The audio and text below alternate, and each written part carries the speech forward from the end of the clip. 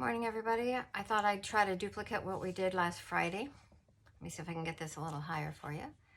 This is what it's going to look like when you're finished. This one just happens to say be kind. But the next one I'm going to do is not necessarily a word at all. We're just going to do abstract. You're going to start with crayons, and then we're just going to simply brush over watercolor on a multimedia paper. So I have a blank piece of multimedia paper. It can be watercolor paper. I have crayons. These aren't crayons, they just happen to be in a tube. And we're just gonna abstractly move things around. No rhyme or reason to anything I'm doing.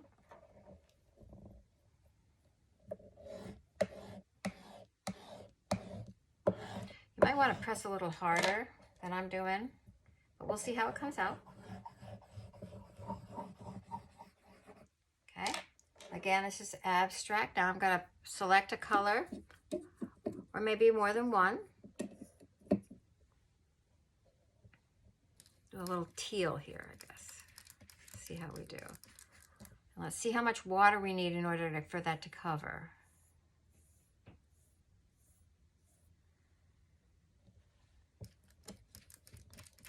This is the look that you're looking for. Plus, this is dirt cheap. If you don't like it, throw it away, start again. The other thing that I like to keep in mind is just because you do this does not mean that has to be the final product. A lot of times I use it into another multimedia piece. Okay, so I kind of like it with less water. Okay, I'm going to change the color just to give you an idea. And in this case, I didn't actually brush up my brush. I'm going to kind of blend it in.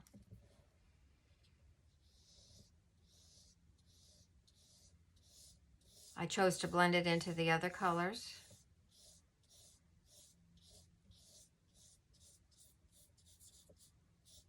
As you get less water on it, you can kind of make streaks on purpose. Okay. And then we'll definitely show you the way it looks after it's dry. This red is more of a pink, so you kind of have to just play around with that. Maybe put a little swirls in it. Layer it over. Nothing special going on, just relax, enjoy yourselves. You see the difference how I deliberately use less water? Totally different look to it. Okay, now the question is one more color. Go back to a blue, maybe a green. We'll do a little green here. And then we'll set this aside, and then we'll come back to it after it dries a little bit.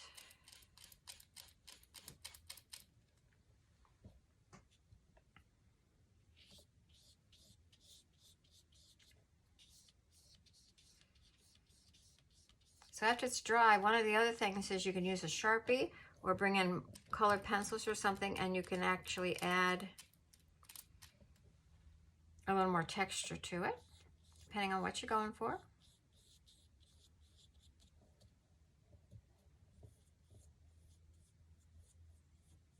And I think that'll do it for now. So again, real quick, this is just an abstract, but you can see how the crayon is coming through. And again, I will post what I end up doing with this later. This one here actually will ultimately probably be on a card. I'll cut them out and post them on a card into a multimedia project. Let's see.